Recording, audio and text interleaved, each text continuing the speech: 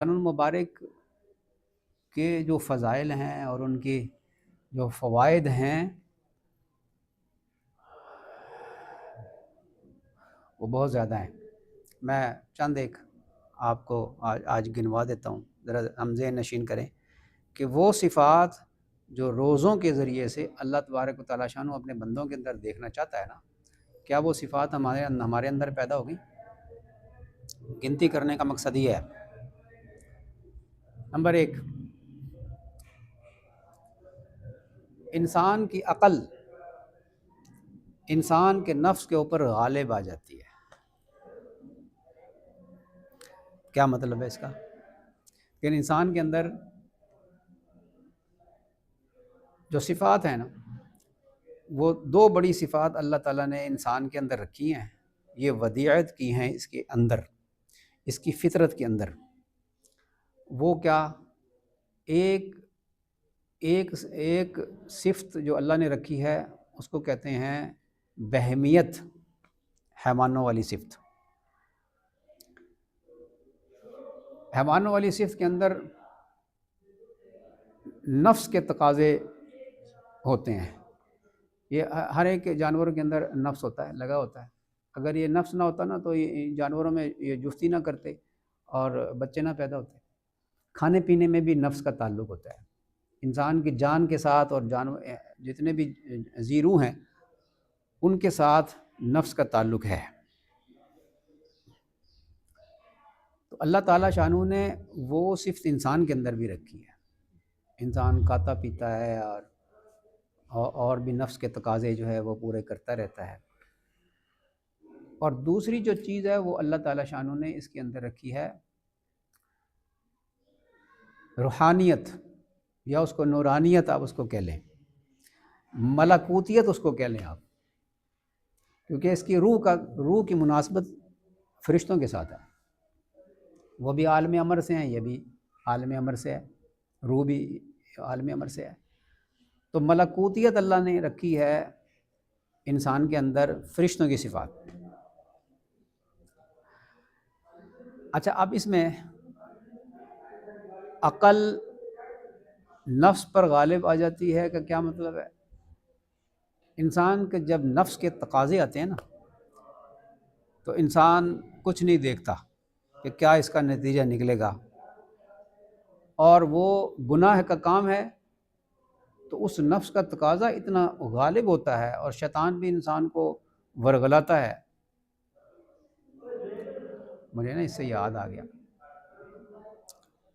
حضرت آدم علیہ السلام کے بیٹے قابیل نے حضرت حابیل کو قتل کر دیا۔ نفس کا تقاضا تھا۔ نبی کریم صلی اللہ علیہ وسلم کے زمانے میں ایک جن وہ مسلمان ہو گیا، بڑی عمر تھی اس کی۔ اس نے بتایا کہ اللہ کے نبی صلی اللہ علیہ وسلم، جب قابیل نے حابیل کو قتل کیا تو میں اس وقت بچہ تھا، میں ایک پتھر کے اوپر نا چھلانگیں لگا رہا تھا اور خوش ہو رہا تھا، اور میں اس کو قابیل کے کان میں نا وسوسے ڈال رہا تھا، کہہ رہا تھا کہ اس کو قتل کر، مار اس کو۔ نفس کا تقاضا تھا جس کی وجہ سے حسد پیدا ہوا، اور حسد کی وجہ سے قتل کرنے پر آمادہ ہوا۔ شیطان وسوسے ڈالتا ہے کہ تو کر کام، یہ کر کام۔ نفس سے مغلوب ہو کر، شیطان کے وسوسے سے مغلوب ہو کر اس نے قتل جیسا جرم کر دیا۔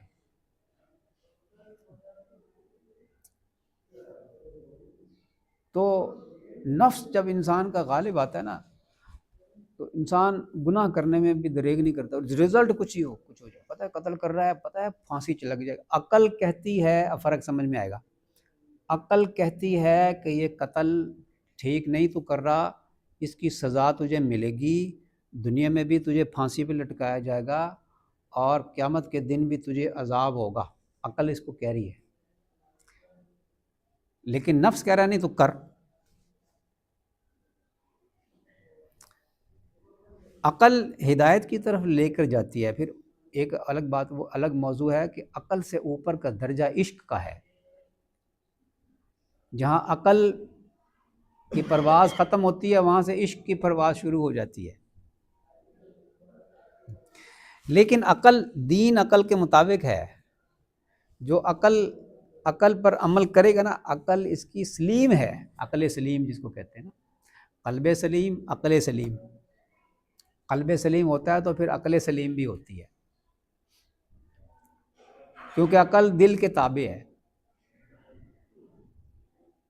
ایمان دل میں ہوتا ہے، اس کا اثر عقل پہ ہوتا ہے۔ دل جو ہے وہ بغیر دلیل کے مان رہا ہوتا ہے، عقل وہاں تک پہنچی نہیں ہوتی، لیکن عقل اس کے تابع ہو جاتی ہے۔ پھر جب انسان عقل پہ عمل کرتا ہے تو پھر وہ عین دین پہ عمل کرتا ہے، یا یوں کہیں کہ جو دین پہ عمل کرتا ہے وہ عقل کے مطابق عمل کرتا ہے۔ تو یہاں بات یہ ہے، عام مسلمانوں کے لیے یہ ایک بات ہے کہ جس کو نمبر 1 پر رکھا کہ عقل نفس پر غالب آ جاتی ہے۔ وہ کیسے؟ وہ ایسے ہی کہ انسان کے کھانے پینے اور جمع کرنے کا تعلق نفس کے ساتھ ہے۔ صبح کو سحری میں اٹھایا اور سارا دن بھوکا پیاسا رکھا، ایک کام کرنے کو جی چاہتا ہے لیکن ہم نہیں کرتے۔ نفس چاہتا ہے، کھاتے نہیں ہیں، نفس چاہتا ہے، پیتے نہیں ہیں، بھوک لگی ہوئی ہے، پیتے نہیں ہیں، کھاتے نہیں ہیں، پیاس لگی ہے، پیتے نہیں ہیں، اور جوانی جوش مار رہی ہے لیکن بیوی سے ہم کے پاس نہیں جاتے۔ جب نفس مغلوب ہوا تو یہ صفات کس کی ہیں؟ نہ کھانا، نہ پینا، نہ جمع، یہ تقاضے کس میں نہیں ہیں؟ فرشتوں میں۔ تو دن بھر بھوکا پیاسا رہنے کی وجہ سے اس کا نفس مغلوب ہوا اور فرشتوں کی صفت اس کے اندر غالب آئی۔ پھر افطاری کے وقت بھی کہا جاتا ہے کہ ذرا اعتدال کے ساتھ کھاؤ پیو، اعتدال کے ساتھ، ایسے ٹوٹ نہ پڑو، کنٹرول کرو اپنے نفس کو، کنٹرول کرو، اعتدال سے کھاؤ، اللہ کی نعمتیں سمجھ کر کھاؤ، اللہ نے دی ہیں، اس لیے کہ حدیث میں آتا ہے کہ رمضان المبارک میں مومن کا رزق بڑھا دیا جاتا ہے۔ اس سے دوسری فضیلت سامنے آ گئی کہ انسان کا رزق روزوں میں بڑھایا جاتا ہے، اور رزق جسم کا بھی روح کا بھی۔ جب ہم بھوکے پیاسے رہے، تلاوت کیا نور، اور ہم نے ذکر کیا، استغفار کیا، لا الہ الا اللہ کی کثرت کی، تو کیا ہوا؟ یہ کیا ہے؟ سب قرآن کیا ہے؟ نور ہے، روح آسمانوں سے آئی، قرآن بھی آسمانوں سے آیا، اور رمضان المبارک میں آیا۔ جب ہم قرآن پڑھیں گے تو روح منور ہوگی، ذکر کریں گے روح منور ہوگی، فرشتوں کے ساتھ صفت بڑھتی چلی گئی۔